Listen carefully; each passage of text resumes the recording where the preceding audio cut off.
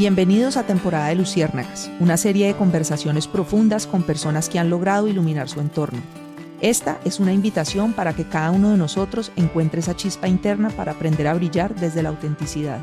Soy Lina y en cada episodio emprenderemos un viaje para explorar las historias de personas que han encontrado su luz y la han compartido con los demás.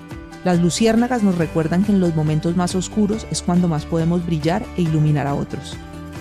Bienvenidos a Temporada de Luciérnagas. Bueno, ¿cómo es que es ese dicho que dice que no hay fecha que no se cumpla? Tal cual. Bueno, Pedro Felipe Carvajal, qué rico, qué bacano tenerte hoy aquí en Temporada de Luciérnagas. Yo debo confesarte que hace un año, cuando empecé este proyecto, tal vez la primera persona a la que invité fue a vos. Te dije, Pedro, me monté en esto, estoy pensando hacer esto y quiero conversar con vos, y me dijiste, dame un ratico que estoy muy engalletado en este momento. Y bueno, se tomó su tiempo, pero aquí estamos y eso pues me hace muy feliz. Bienvenido a Temporada de Luciérnagas. Yo pues normalmente empiezo este espacio explicándole al invitado que tengo o a la invitada que tengo qué es Temporada de Luciérnagas y por qué he decidido invitarlo al programa o al podcast o a esta conversación. Temporada de Luciérnagas es un proyecto que nace de mi corazón. Es como la materialización de una búsqueda y de un sentido de propósito alrededor de mi día a día. Y en esa búsqueda, durante ese tiempo en el que estaba preguntándome cómo más podía hacer un aporte en el escenario en el que me estaba moviendo, empecé a tener conversaciones que me llevaron a la metáfora de la luciérnaga. Y me quedé pensando y madurando la idea y dije, ¿qué tal si hago un podcast que trabaje esta metáfora de la luciérnaga y en el que tenga invitados que me permitan tener conversaciones sobre cuál es el camino que han recorrido para encontrar su luz personal y cómo están compartiendo esa luz con los demás? Porque eso, las luciérnagas, yo no sé si sabías, brillan para conectar. Tal cual. Y yo creo que en la vida uno tiene que encontrar la posibilidad de buscar en su interior para encontrar esa luz propia. Yo estoy convencida que esa luz propia además solo se encuentra en la medida en que uno recorra su camino y se apalanque en esos aprendizajes y realmente los integre. Y encontrar esa luz propia pues realmente no cobra mucho sentido si uno no comparte con los demás algo de lo que ha aprendido. Y yo creo que vos encarnás eso muy bien por la cercanía que tengo desde el punto de vista profesional, pero también algo desde el punto de vista familiar. Y bueno, yo creo que de una u otra manera hemos construido ahí como una amistad y te admiro mucho, te lo he dicho en distintos momentos, tu estilo de liderazgo, tu forma de ser, tu cercanía. He querido mucho también que vengas a presidir la Junta de la ANDI, espero lograr eso también algún día. Y bueno, pues eso no me hizo dudar en invitarte en ese momento y aquí estamos, así que bienvenido a Temporada de Luciérnagas. Muchas gracias, Lina María, como te suelo decir. Muy contento de estar aquí. Estos espacios creo que son importantes. Hay una frase que me gusta mucho y es que somos lo que conversamos. Las personas son lo que conversan, las empresas son lo que conversan y las sociedades son lo que conversan. Entonces creo que es un espacio muy importante. Pues te agradezco mucho esa generosidad porque yo creo que uno de los mentores que yo he tenido a lo largo de estos 6 años acá en la ANDI sin duda ha sido vos. He tocado tu puerta en distintos momentos álgidos del día a día y siempre has tenido un consejo preciso para darme y una ruta, y eso lo valoro una cantidad. Eso por un lado, pero por otro lado además sos la cabeza de una organización sin la cual sería difícil explicar lo que es Cali y el Valle del Cauca, que es la organización Carvajal. Eso sin duda marca algo importante y representa muchas cosas alrededor de tu día a día, pero pues yo no me quiero centrar únicamente en eso. Sin embargo, sí me parece importante que nos contes un poquito qué es Carvajal y qué haces vos dentro de la organización y por qué yo hago la afirmación de que uno no podría entender Cali sin la organización Carvajal. La organización nace hace 121 años, muy cerca de donde estamos, en el centro de Cali. Poco a poco lo que es el negocio familiar se va tomando, digamos, el hogar, pasan a vivir al segundo piso y de allí en 1911 se abre el primer almacén, papelería Carvajal. Y digamos que eh, si hablamos de unas fases, una primer fase fue conquistar Cali, después conquistar Colombia, después conquistar América Latina y yo diría que los últimos 20 años hemos vivido un proceso de transformación muy fuerte, porque todo el origen estaba alrededor de la impresión y el papel. Ujú. Y pues ya sabemos lo que la transformación digital ha hecho con todos estos negocios que giraban en torno a la impresión y el papel. Y pongo un ejemplo y de algo que estamos viviendo una transición muy fuerte. Nosotros éramos el Google de América Latina con las páginas amarillas y después migramos hacia un buscador y hoy en día ya uno interactúa con ChatGPT haciendo preguntas. Y, por ejemplo, yo mañana viajo a Bogotá y ya sabe que en mi calendario yo voy a estar en Bogotá y me hace recomendaciones de las cosas con base en mi comportamiento que puedo hacer en Bogotá. Y entonces tiene acceso, digamos, a mi agenda y además tiene acceso a mi comportamiento Es de impresionante. compras. Entonces, cada vez coge más fuerza. Entonces, ahí pongo un ejemplo de lo que ha sido la transformación y hay una frase que me gusta mucho y es negocios que no estén viviendo una disrupción es porque van a desaparecer. Eh, Claramente en los últimos 20 años nosotros hemos vivido una transformación muy fuerte de los diferentes negocios. Te puse el ejemplo de páginas amarillas, pero ahí podría seguir con formas continuas, con títulos valores, cheques, estampillas, pasajes, muchos que claramente fueron impactados por la transformación digital. Y hoy la organización Carvajal, el 58% más o menos es un negocio de empaques, muy concentrado en lo que es empaques para comida preparada. Tenemos 3 plantas en Colombia, 3 en Perú. Vos manejaste empaques Yo además, ¿no? estuve 5 años en empaques, una en Centroamérica y 4 en México. Eso es más o menos dependiendo pues de las tasas de cambio, más o menos pongámosle el 60%. Y claramente en los últimos 15 años ha tenido, digamos, un crecimiento importante, vía orgánica, vía inorgánica, a través de adquisiciones, y es donde esa huella geográfica que te acabo de delimitar, donde más vemos, digamos, posibilidades de crecer y entrar a las cadenas de abastecimiento de Estados Unidos, que es algo que estamos haciendo eh, hoy de forma, digamos, importante, especialmente de México y de Perú. Eh, Está el negocio de educación, que principalmente son útiles escolares. Está el negocio de Propal, que ahorita podemos hablar un poquito más de lo que hemos vivido, digamos, en el último año. Un negocio de digital, de tecnología. Y el último es un negocio inmobiliario, donde está enfocado, digamos, en 2 frentes. Uno es alquiler de espacios. Entonces, si vas a Santa Mónica, el 80% más o menos está alquilado a terceros. Lo otro son proyectos, por ejemplo, Ciudad Guavinas. Nosotros no somos desarrolladores, no somos constructores, pero teníamos la tierra y nos aliamos con Jaramillo Mora para desarrollar ese proyecto que es muy bonito.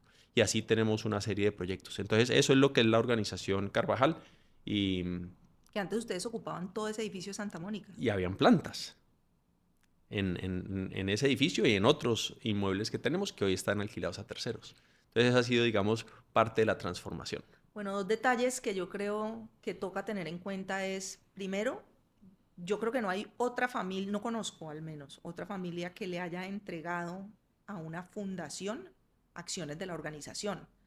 Y es un poco esa labor filantrópica de ustedes como familia desde hace 121 años, no sé hace cuánto se creó la fundación. En el año 60 se toma la decisión y formalmente nace en el 76 Bueno, aproximadamente. pero ahí hay como una semilla muy clara de los valores que los rigen a ustedes como familia y que seguramente eso se ha trasladado a la organización.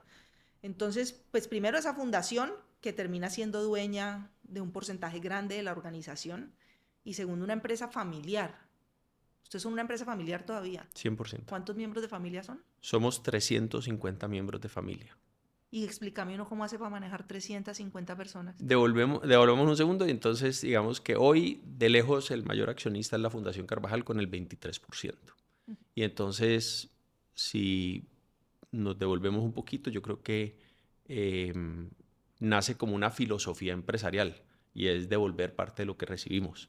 Y creo que eso, digamos, también siembra como un propósito en la forma como hacemos negocios y yo creo que para los colaboradores de la organización, saber que su empresa devuelve parte de lo que recibe es muy importante. Entonces ahí hay parte como de una mística, cultura.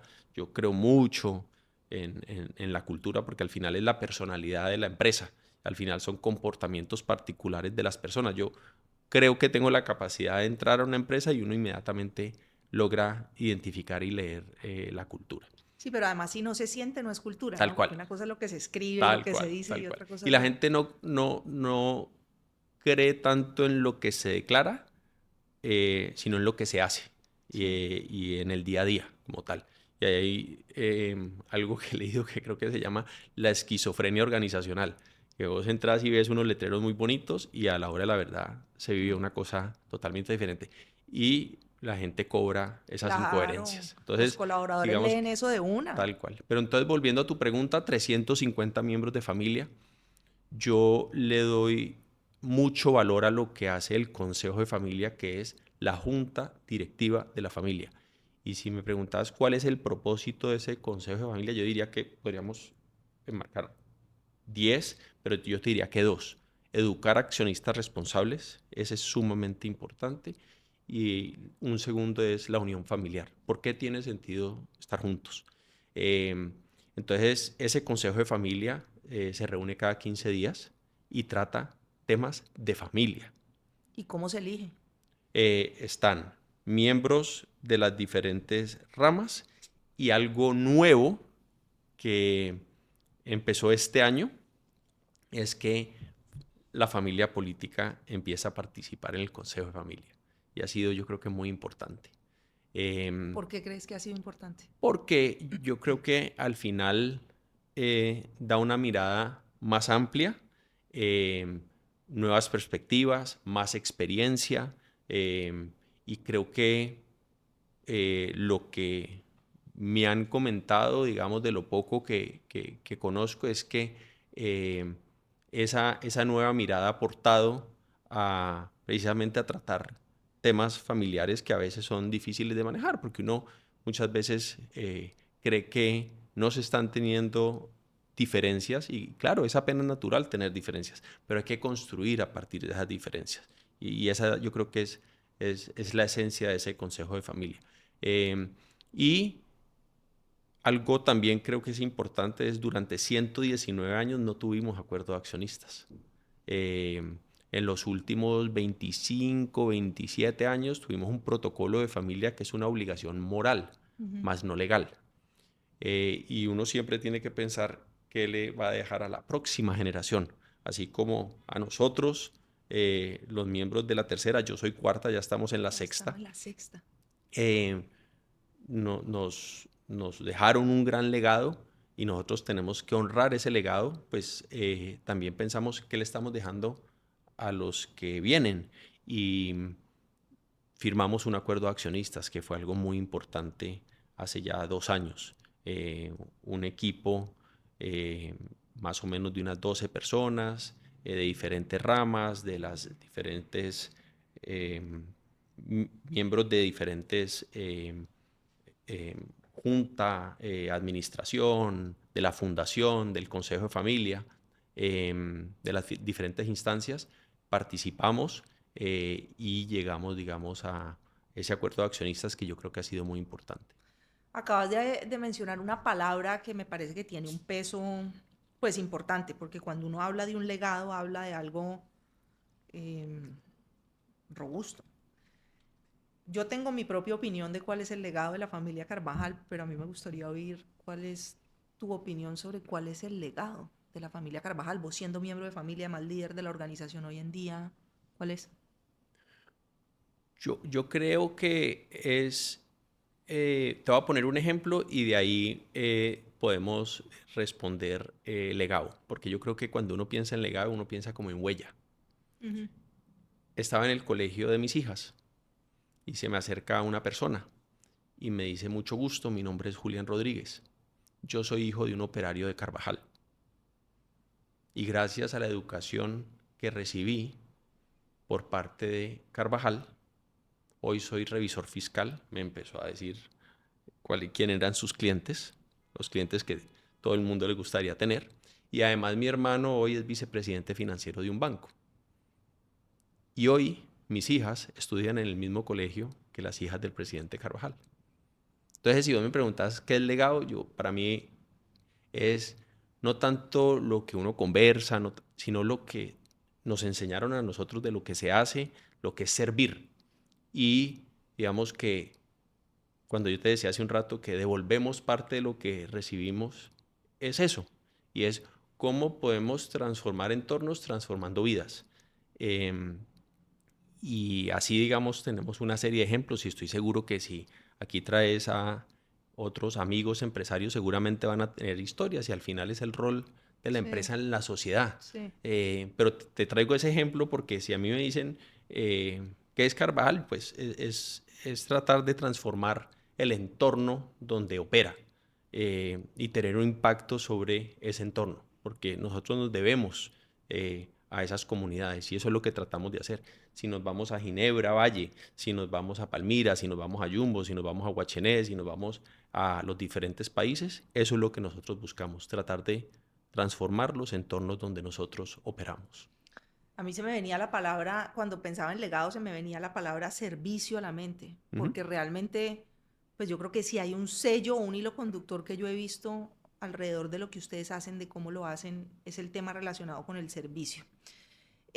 Bueno, y entonces, pues ahí ya quiero que vayamos entrando un poco también a esos temas y los iremos tocando. Y pues yo te puedo decir que de la cercanía que yo he tenido con la familia Carvajal, he notado algo que los ha distinguido a ustedes, es ese compromiso social que se ha mantenido en las generaciones, lo acabas de describir, la fundación, you walk the talk, como Ujú. dicen, es decir, hay una coherencia absoluta entre lo que ustedes dicen y lo que van haciendo. Em, y he visto en los distintos miembros con los que he tenido posibilidad de interactuar una vocación de servicio grande, desinteresada, pensando en el entorno, en cómo pueden de una u otra manera, em, yo creo que ustedes han sabido durante muchas generaciones, generar riqueza, pero no para enriquecerse, sino para generar una mejora en las condiciones del entorno. Y me genera curiosidad cuando uno tiene ese peso tan grande de lo que representa ese contexto familiar en el que ha crecido, ¿cuál sería el sello o cómo has reinterpretado vos todo esto bajo tu propio sello de liderazgo? Pues si conecto lo que acabas de decir acerca del servicio, yo creo que servir es la forma más alta de liderar y ahí conecto los dos. Em, y de nuevo, creo que no es tanto lo que yo vi que conversaban todos los que me antecedieron, sino era lo que yo veía que hacían. De formas tan sencillas como una política de puertas abiertas, de una cultura cercana, de siempre estar pensando en el otro. Entonces yo creo que eso ha sido como la parte como nos han cableado como parte de nuestro ADN y creo que eso es lo que nosotros, digamos, que tratamos de transmitir a la hora de las decisiones del día a día, tener fe en el futuro a pesar de a veces uno ver un panorama complejo, porque al final el sol siempre le está dando uno en la cara y tiene que entender uno eso como líder. Entonces, creería que eh, es parte de nuestra esencia, es parte de la forma como hacemos negocios y es parte de nuestra filosofía empresarial. Pedro, vos sos el menor de 8 hermanos. Yo además no sabía que eran 8. Entonces, el menor de 8 hermanos, yo no sé cuántos años tiene el mayor y cuántos, pues, la mayor, pero vos ¿Estás en los 55, Yo 56? tengo 54 y María del Rosario es la mayor, ¿Usted es la que edad de tiene, Esteban? y tiene María del 65. Rosario es la mayor. Sí. Bueno, Entonces, eh, en un lapso de 11 años, 8. eran buenos Sí, sí, padres. sí, sí, sí, no. Nada DirecTV, nada de esas De un cosas. poquito de la inteligencia que he logrado hacer, sé que tu mamá fue una mujer muy alegre. ¿Tu mamá vive? No, No. Tu mamá fue una mujer muy alegre, cuestionadora, me dijo alguien en alguna conversación. Y tu padre, un hombre muy serio, callado, profundamente creyente y muy trabajador. Además, yo sé que en esa época creo que se trabajaba hasta los sábados. Y me genera curiosidad esa mezcla, cómo se forjó en vos. Y vos y tus hermanos también. O sea, esa cola de 8 personas, ¿a vos te paraban algo de bolas o vos fuiste bastante independiente? Porque pues es decir, si uno con 2 o 3 hijos dice, ¿cómo era con 8? ya estaban cansados, creo, pues, y tener 5 hermanas, 6 mamás, todas opinando, y 2 hermanos mayores. Entonces, pues, lo primero, al ser el menor, observar mucho, escuchar, aprender, muchos mentores eh, y mucho aprendizaje. Entonces, eso es lo que, digamos, he tenido, digamos, de 7 hermanos mayores.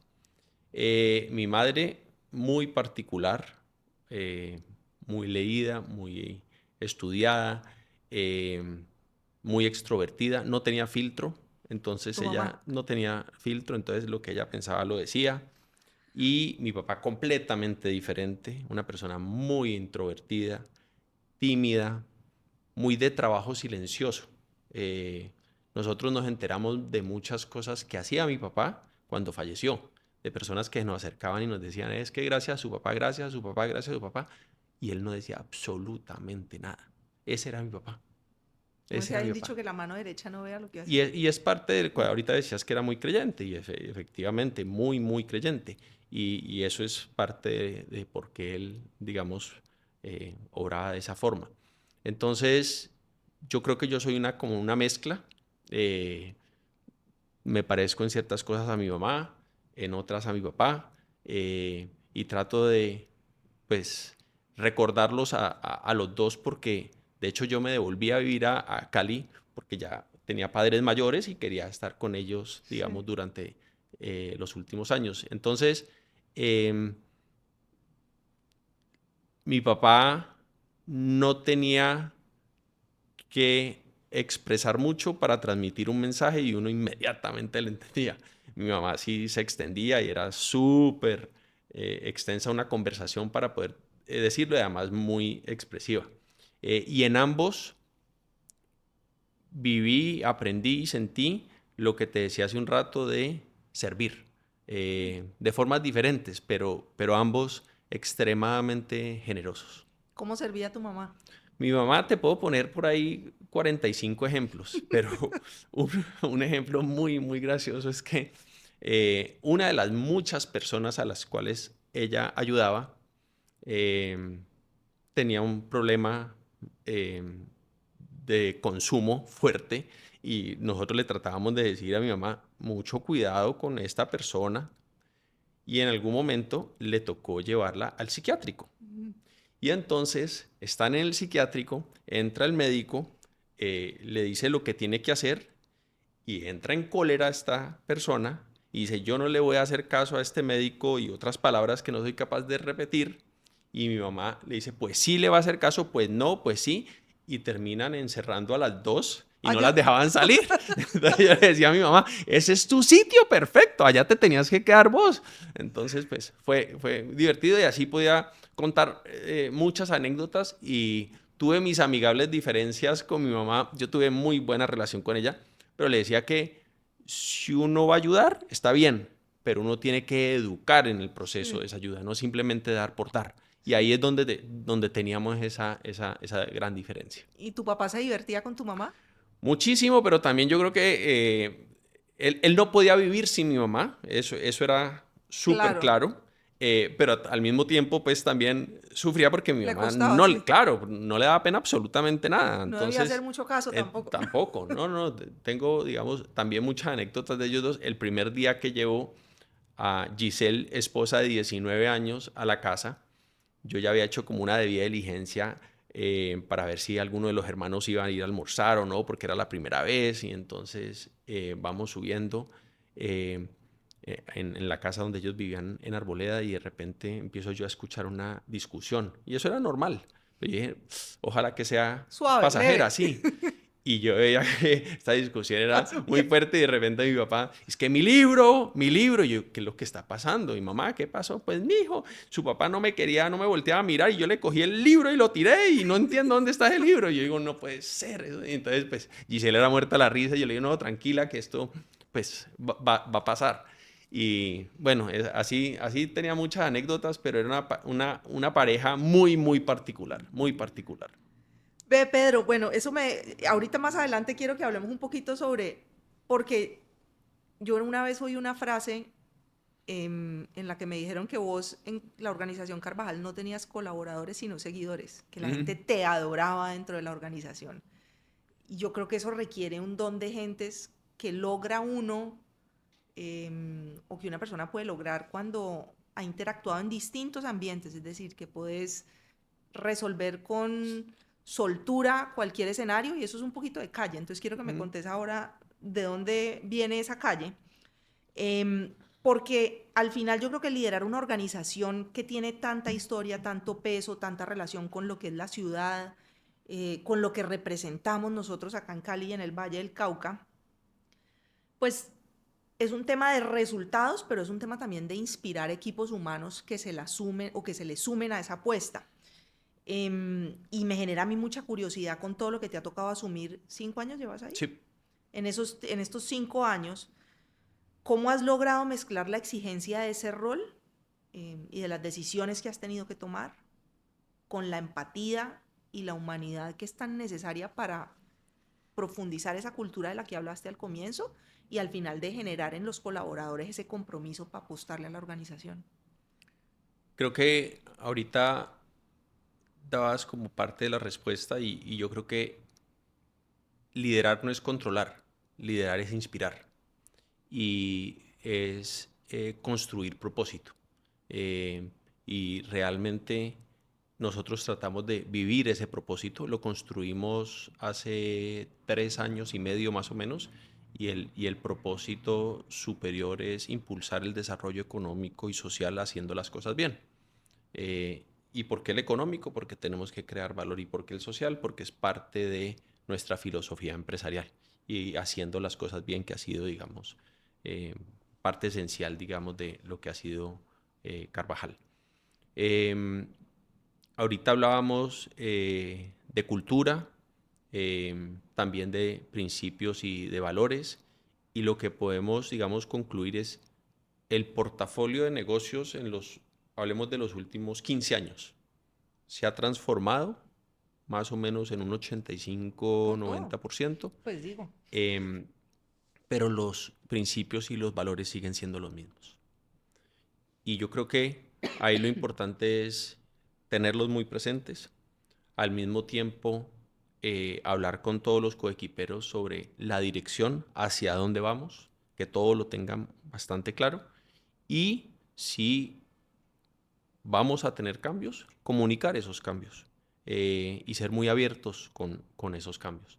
Entonces, hoy en día, eh, yo repito, y esta mañana lo hice en un comité que tuvimos, de un proyecto muy grande que empezamos hace 3 años. eh, Implementamos Oracle en la nube, se llama Oracle Fusion en toda la organización.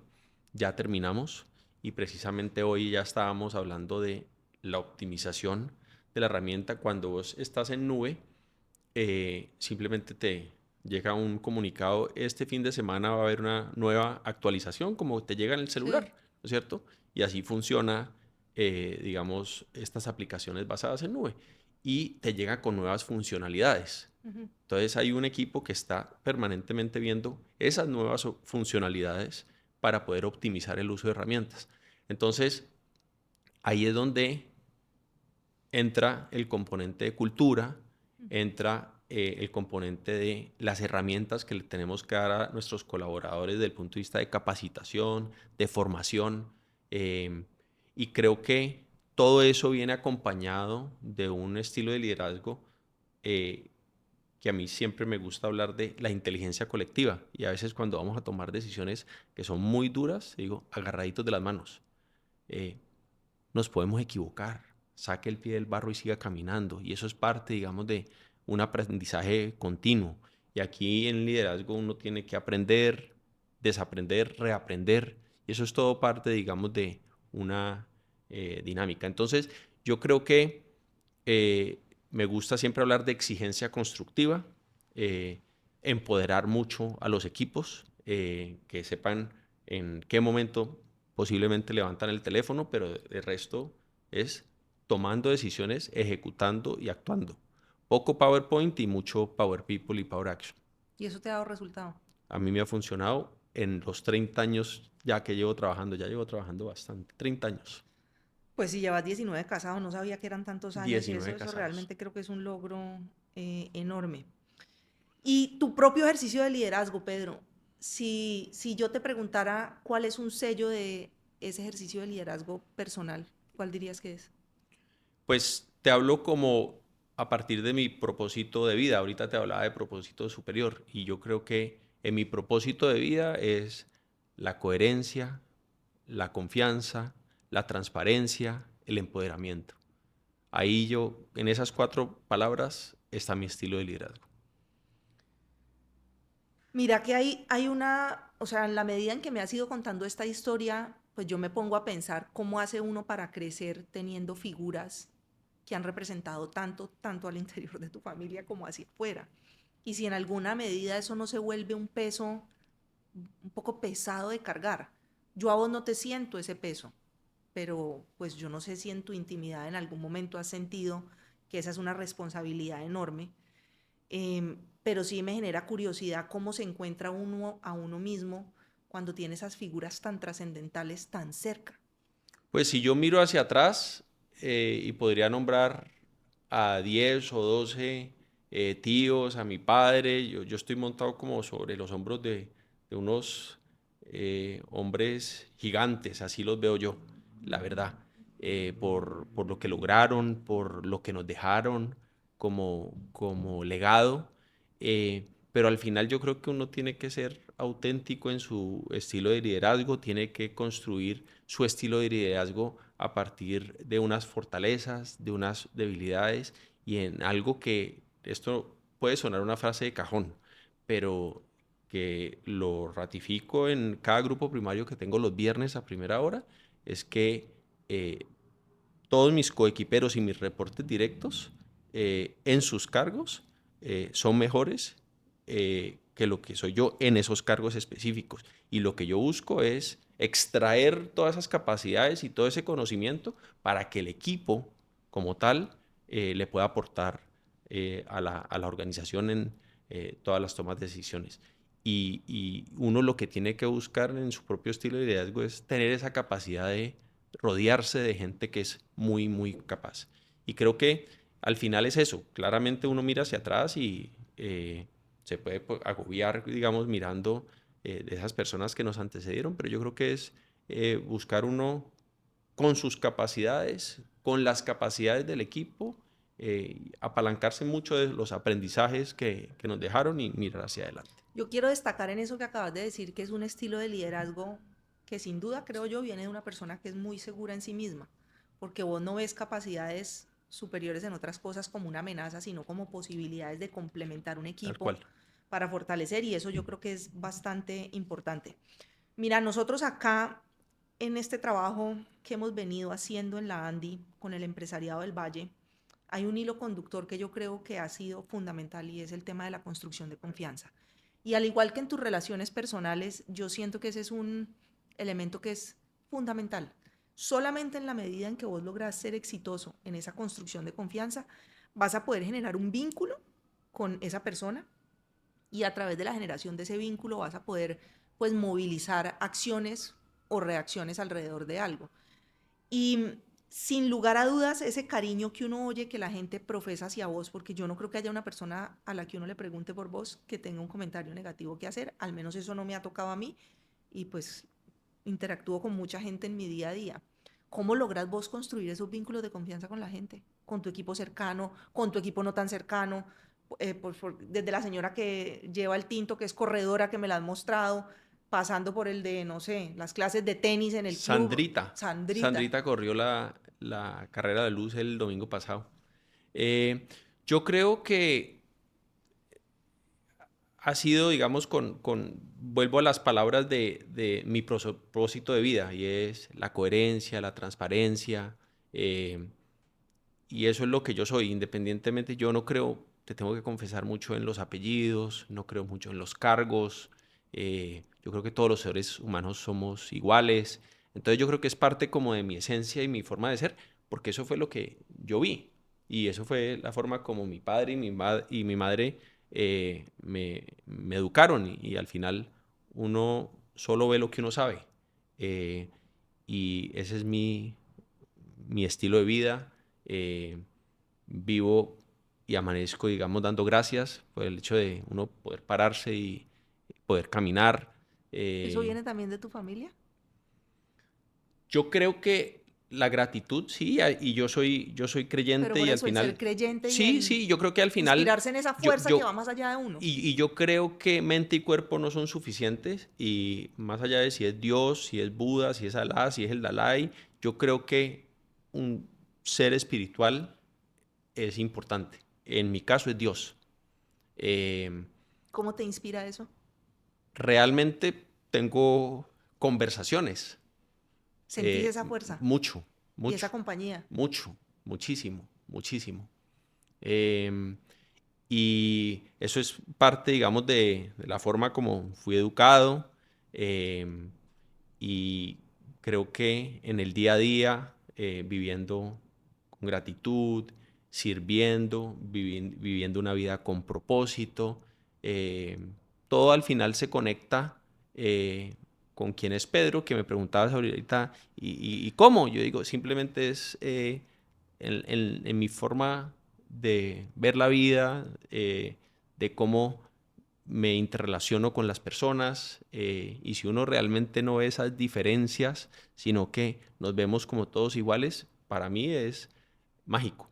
¿A qué edad generaste esa conexión, Pedro? Me da curiosidad, porque yo sé que hay distintos momentos en la vida y a uno las claridades le van llegando con el tiempo. Mi papá un día me dio una frase y me dijo, uno debería vivir la vida hacia atrás, y yo creo que es por esas claridades. Me da curiosidad saber un hombre de 54 años, en qué momento tuvo esa claridad, que yo creo que ahí está la esencia de la vida. Yo recuerdo mucho conversaciones con mi mamá, desde muy joven, que me decía, usted no vale por lo que usted tiene, usted vale por lo que usted es. Y esa frase me la repitió y me la repitió y me la repitió. Y yo creo que, también por mi misma personalidad, creo que se facilita Sí. en la forma como me relaciono con las personas. Eh, y muchas veces siento que cuando, veo, y yo no soy nadie para juzgar, y eso lo tengo muy claro, pero cuando veo, que algunas personas como que se ponen barreras de lado, ahí es donde empieza, eh, esa, como ese rayado de cancha que creo que no es muy positivo. Ok. Bueno, pasemos a un tema en el que tenemos algo en común, y es el tema del deporte. Yo sé que vos sos corredor, yo no sé hoy con tus múltiples ocupaciones qué tanto de eso estás ejerciendo o cómo. En algún momento pude ver el pain cave que tenías en tu casa, tu trotadora, la bicicleta, las banditas. Me encantó, copié Ujú. varias ideas de lo que vi. Em, y yo, para mí el deporte y el correr ha sido un regalo que me ha entregado una conexión conmigo misma, muy bonita, que para mí es sagrada, y es la posibilidad como de recorrer mis propios límites, plantearme metas, saber que las puedo superar, y es una conversación viva muy chévere. eh, y eso requiere disciplina, el deporte, porque no siempre estás con ganas, algunas veces estás cansado, puedes priorizar otro tipo de cosas, pero además cuando te metes en el cuento de correr carreras, maratones, medias maratones, te tenés que preparar, porque si no las vas a llorar. Mm. Sí, de por sí cuesta. Entonces quiero que me contes un poquito sobre el deporte en tu vida y qué has aprendido. de eso? Yo lo he tenido afortunadamente toda mi vida. Eh, Jugué fútbol en la universidad, entonces pues durante toda mi infancia y en la universidad también jugué tenis. Apenas terminé la universidad empecé a correr maratones. ¿Cuántas has Corrí corrido? 10 de 42. La distancia que más me gusta es 21. ¿Por qué? eh, Porque pues uno va como que cumpliendo sus ciclos, ¿no es cierto? Y me lo disfruto, es una distancia que me disfruto y al final hoy corro con un pulso promedio y con un paso donde yo me lo disfruto al máximo. Y al final es una carrera que uno tiene con uno mismo. Sí. No está para ganarle absolutamente a nadie. Es un reto bonito que uno se pone. Pero al final, como decías, requiere disciplina y detrás de eso hay un estilo de vida. Mm, Eh, pero además, que para mí es lo más potente, y hoy sí que lo necesito, es que desde hace ya muchos años me di cuenta que químicamente a mí el deporte me sirve muchísimo. es lo que Eh, te tiene bien. y yo me levanto muy temprano y a veces puedo o correr, montarme en un simulador, ¿Banda o calle? remar, más que todo banda. Em, Hacer ejercicios funcionales, hacer banda, bandas, las otras bandas. Sí. em, y de ahí eh, me baño, desayuno, me voy para la oficina y en el día, químicamente, eso es La cosa es distinta. mágico, mágico, mágico, mágico. Em, y hoy eh, puedo estar mezclando, no sé si 5 o 6 deportes, pero es porque realmente ¿Te los gozas? me los gozo muchísimo, me los disfruto muchísimo. Entonces, para mí eso es lo más importante, pero además porque me gusta y porque siento químicamente que para mí es muy importante, Bueno, además tuviste un partner de vida en eso que es tu hermano Alberto, con el tal que cual. corriste mucho. ¿Quién corre mejor, vos o Alberto? Pues no sé si los tiempos son los que deciden y los que definen eso, pero pues creo que por unos minuticos lo pude haber superado. Pero realmente en el año 95 yo fui a verlo correr Nueva York. A él. Sí, y en esa época no había chip, no había nada de esas cosas que hoy en día tienen. Y yo dije, el próximo año voy a estar aquí. Y entonces éramos como unos loquitos, éramos no sé si 6 o 8 personas en el año 95 que Con nos Juan íbamos, Felipe por Mondragón supuesto incluido. que tiene que estar el Dalai Mondragón. Eh, y entonces era por la Panorama y entonces Ustedes corriendo por allá. por allá y ahí íbamos a Yotoco, regresábamos, entonces regresábamos y por ejemplo le decía a mi mamá, mamá, hoy corrimos 38 kilómetros, ustedes sí son muy desocupados, 38 kilómetros, ¿eso para qué? Entonces, en esa época arrancamos a correr. Eh, Claramente, Juan Felipe bajó las 3 horas, que era un objetivo y una meta que todos teníamos. Él creo que estuvo como por 2:45, 2:46. Mi mejor tiempo fue 3:06. Que es un Y, tiempote, ¿no? no lo pude bajar. Pero uno siempre quiere bajar las 3 horas, pero digamos que vivo feliz con ese 3:06. Y El mío es pues bajar las 4, eso está imagínate. muy bien.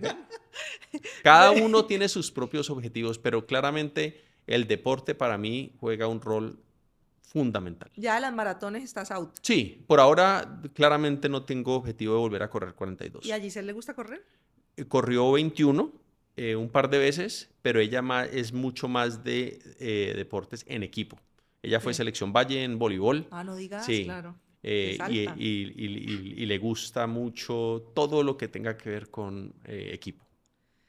Bueno, volviendo un poquito al desafío actual que tenés, vos antes de entrar a la organización Carvajal, yo sé que tuviste trabajos por fuera y a mí me gustaría que me contaras cómo te sumaron esas cosas o esos trabajos, esas experiencias al ejercicio de liderazgo actual acá desde Cali. Y te lo pregunto porque recibiste hace 5 años una empresa que ya venía estresada y viviendo momentos difíciles. Adicionalmente, vivimos una pandemia que fue una cosa de locos, pero ninguno se esperaba lo que vivimos en abril del 21 durante el paro y esos 50 días que fueron tan exigentes. Y yo quiero entender un poquito si esas experiencias te sirvieron en algo para liderar en una época con tanta incertidumbre? Porque yo no sé si vos tenés claridad de hacia adelante qué puede pasar con la organización.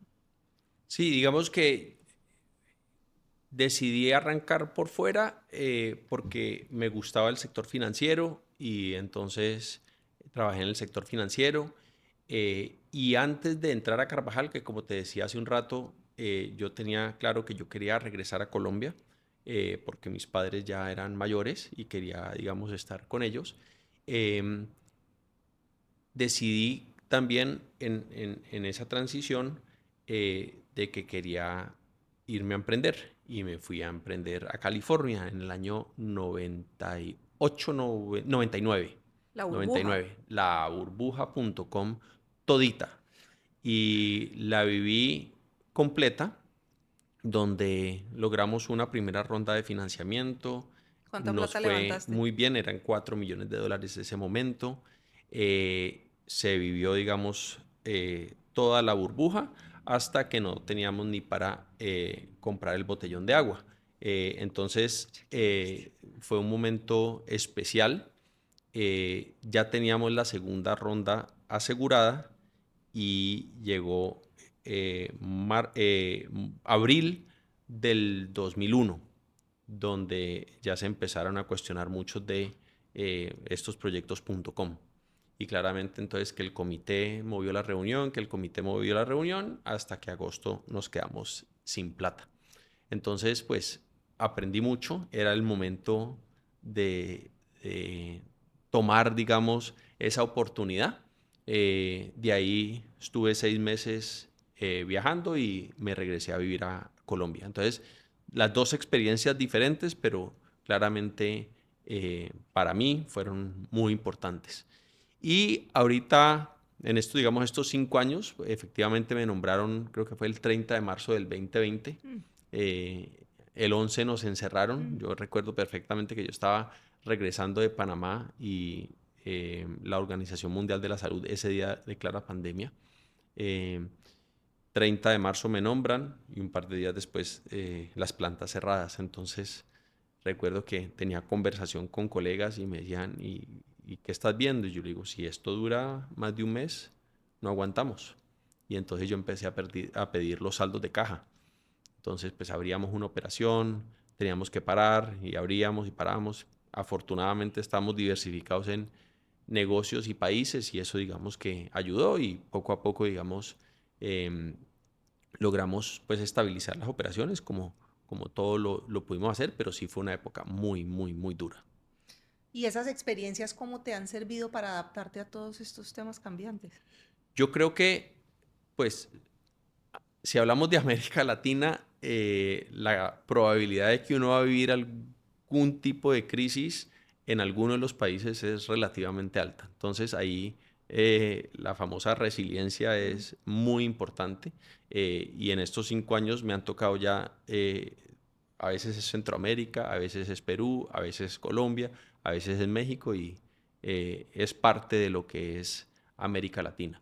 Entonces, yo creo que es enfrentar la realidad y entregar esperanza, de cara a que aquí vamos a salir de esto y tenemos que saber tener, digamos, cabeza fría, orden mental, mantener la calma Y transmitir eso. y transmitir eso al equipo.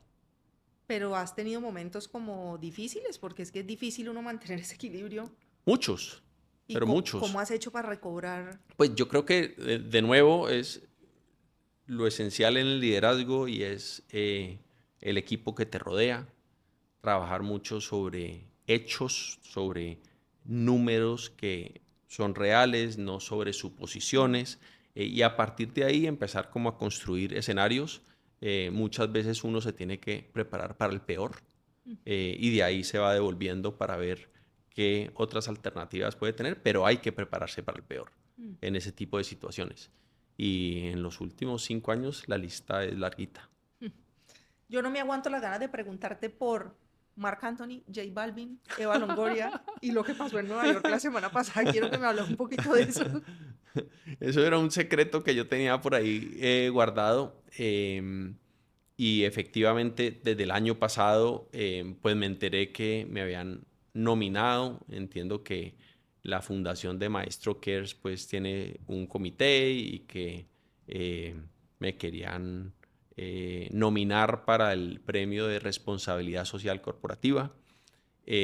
Lo que nunca me imaginé es que iba a estar tan cerca a estos gigantes, a estas leyendas, como lo pude mencionar allá. Y realmente de cada uno de ellos, en la posibilidad que tuve de interactuar, fue impresionante, fue extraordinario. Muy sencillos. Tuve la oportunidad también de decirle a J Balvin que lo admiraba mucho, no solo por su carrera artística, pero no sé si sabías que él habla de su salud mental y eso requiere mucho coraje, además por lo que él representa. Mm. Y ese día, él en su discurso habló de los problemas de salud mental y habló de su problema de salud mental. Eh, y realmente me le quito el sombrero porque no es nada fácil que una persona como J Balvin, y de hecho me decía que las críticas que ha tenido, porque supuestamente Que no ha debido... no, porque mucha gente que no sabe lo que va por dentro de una persona que puede llegar a Mm. tener un desbalance químico, es si este tiene todo. ¿Qué le pasa? Y realmente, cuando no hay salud mental, No hay no tiene nada, nada. sí, es Y muy entonces, complicado. pues tuve la oportunidad de decírselo y realmente es un fuera de serie. Y eso habla también de un aspecto importante y es sobre la capacidad de ser vulnerable en distintos momentos. Y hablando de esa capacidad de J Balvin de ser vulnerable frente a eso, ¿cómo es la capacidad de Pedro de ser vulnerable en distintas situaciones? Yo creo que uno siempre tiene que ser muy abierto de sus miedos. Hace poco hay un espacio que nosotros tenemos cada 2 o 3 meses que se llama Café con el Presidente. eh, y les decía que lo más duro que me había tocado a mí en 30 años eh, fue lo que vivimos el año pasado con Propal y la suspensión indefinida de planta 1 este año, el 11 de abril. Y fue muy duro porque sabíamos que teníamos que tomar unas decisiones muy duras para la organización que iban a impactar a colaboradores y a familias, pero al mismo tiempo teníamos una responsabilidad con 10.000 familias restantes. Entonces, lo que sí acordamos con todo el equipo, esto lo vamos a hacer bien, y entonces creo que la forma como tratamos cada uno de los casos, si le faltan 4 o 5 años para su pensión, entonces váyase para su casa, usted va a seguir recibiendo su plata y tiene una bonificación transitoria de vejez. Si su hijo está estudiando, entonces vamos a respetar. Entonces, cada caso creo que lo manejamos en medio de una situación muy, muy, muy dura, eh, siempre teniendo los principios y los valores de la organización presentes. Eh, entonces, abiertamente se los dije que había sido lo más duro. Obviamente hay preocupaciones, hay temores, pero siempre me apoyo mucho en ese equipo que es al final el que lo sostiene a uno en momentos tan difíciles. Entonces, para mí hablar desde el lado vulnerable, digamos que no se me dificulta y ese día se los transmití y realmente fue muy duro. Pero yo creo que ahí estás siendo súper explícito alrededor de esa luz de luciérnaga que se prende y se activa para poder guiar a otros en el camino. Bueno, Pedro, ya para ir cerrando, yo no puedo dejar de, vos vivís con 3 mujeres, tenés 2 hijas mujeres y Giselle, ¿cómo es vivir con 3 mujeres? Un matrimonio de más de 19 años, unas hijas preciosas que tenés. Pues además 2 adolescentes, entonces eso es una maravilla porque todos los días uno aprende de estar con 2 hijas adolescentes, pero eh, pues uno sabe que uno de entrada va perdiendo 3-1 cualquier partido. Pero eso es parte, digamos, de la belleza, digamos, de la familia y creo que he sido un privilegiado de tener, digamos, esta familia. Valoramos mucho unos espacios. Cuando yo estoy en Cali, digamos, lo que es la comida es sagrado y ahí cada uno cuenta en qué está, siempre uno aprovecha para transmitir algún mensaje y soy un convencido que las niñas no hacen lo que uno les dice que haga, sino lo que ellas ven que uno hace. Y volvemos al ejemplo, y volvemos a lo que, la forma como nos educaron a nosotros. Y entonces yo creo que hay esa coherencia, esa transparencia, porque si entonces yo le digo, usted tiene que hacer esto, pero no me ve haciendo eso, pues yo digo, ahí inmediatamente estoy siendo incoherente. Entonces tratamos de respetar muchos esos espacios. Y que ellas sean conscientes de que son unas niñas con muchas oportunidades, pero tienen que saber aprovechar esas oportunidades. Sí, a uno no le sirven, toca No les trabajar. sirve para nada. Creo que, y especialmente hay que darle crédito a la mamá, porque está muy pendiente de las niñas y creo que están haciendo la tarea bien. ¿A qué le tiene miedo Pedro? ¿A qué le tiene miedo Pedro? Pedro le tiene miedo a perder la sensibilidad, eh, a perder la capacidad de escucha, que yo creo que para mí ha sido, digamos, un aprendizaje a lo largo de toda mi vida. Eh, Muchas veces le tengo miedo a esas personas que ni siquiera alguien ha terminado de hablar y ya están interrumpiendo y se creen como la voz de la verdad, cuando a veces uno tiene que y siempre me hago yo la tarea de cuando estoy en reuniones, es tener la capacidad de entender, de escuchar y no perder eso. Entonces yo diría que esas dos creo que tenerlas muy presentes y especialmente la de sensibilidad en un entorno como el que vivimos aquí en nuestra región y nuestro país. Ya me hablaste de hijas adolescentes, no sé cuánto les quede para graduarse, pero vos, ¿cómo te imaginas el nido vacío?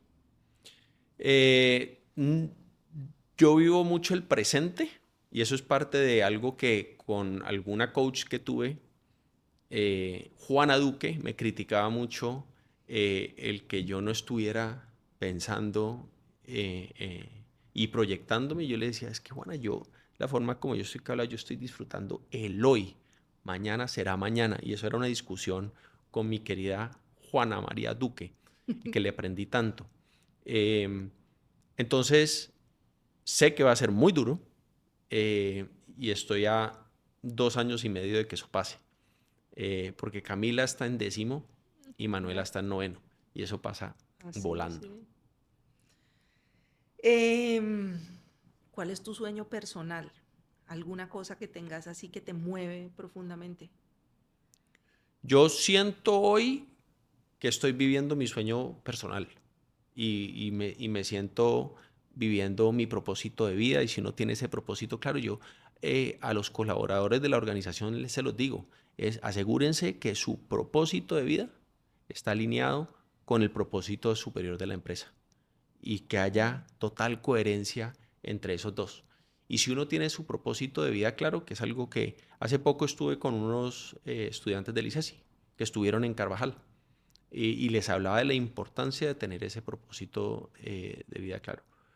Y son unos estudiantes que están becados por la organización y les decía de la importancia de devolver parte de lo que nosotros recibimos.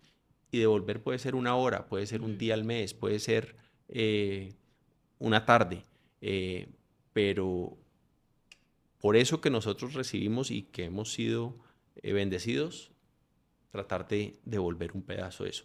Entonces, yo me siento afortunado de que me siento en armonía, que me siento pleno con la familia, con los retos que tengo, con el mismo estilo de vida que es muy familiar. A veces, pues, Giselle y yo nos preocupamos porque somos muy No cosumbosolos. sale. Somos muy cosumbosolos, pero nos disfrutamos al máximo. Y valoramos mucho esos espacios de familia. Se te siente todo eso que acabas de decir. Venís de un legado enorme y si vos te adelantaras, yo sé que me acabas de decir que te cuesta mucho adelantarte, pero yo Ujú. quiero que te adelantes y que hagamos un ejercicio de tus hijas ya grandes, vos ya en edad avanzada, ya retirado. Em, si tuvieras que describir ese legado tuyo, una palabra que lo describa. Yo diría coherencia. Para mí esa palabra es sumamente importante. Bueno, pues Pedro Felipe Carvajal, alias La Luciérnaga. Me ha encantado conversar con vos. Yo no sé si hay algún tema que se nos haya quedado por fuera que No, yo quieras. creo que primero estoy preocupado porque nos pasó rapidísimo, una horita, creo. Me disfruté mucho la conversación. Muchas gracias, Lina María. Vos sos la única persona que me dice Yo así, sé. y me siento un poquito regañada. Pero en todo caso, qué rico haber podido conversar con vos. Yo no me queda sino decirte que la admiración que te tenía antes se duplicó en este ejercicio. Se te siente una transparencia que es muy única de encontrar y muy bonita. Y es algo como parecido además en lo que veo en los dos hermanos tuyos que más conozco, que son María del Rosario y Alberto, a quienes aprecio una cantidad y admiro un montón. Si alguien me genera felicidad cuando me lo encuentro es tu hermano Alberto. Y bueno, pues realmente un honor poder trabajar con vos, que seas mentor en tantas cosas para mí, y ojalá todos los que tuvieron la oportunidad de oírnos hoy disfruten tanto esta conversación como yo. Muchas gracias. Gracias. Gracias por apoyar Temporada de Luciérnagas. No olvides suscribirte y seguirnos en Instagram, YouTube y Spotify. Nos vemos en el próximo episodio.